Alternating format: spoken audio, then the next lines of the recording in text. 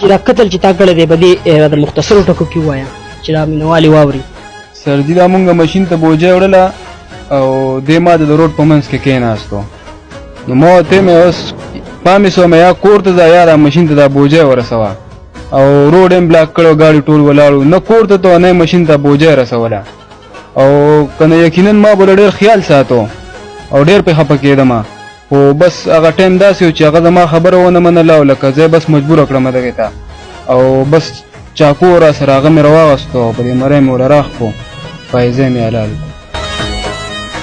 نو ماشین ته بوجه ونه ډایرکټ چاقو راواغستو هغه حلال کو خو دا راته ووایه چې دا کم کار چې دا خو اوس تا کړی دی اوبه د ورخه تېرې دي اوس خو تو ډېر زیات افسوس کوې خو دا راته ووایه چې دا ستا څه و دا کم کس چې تا قتل کو دا ستا څه و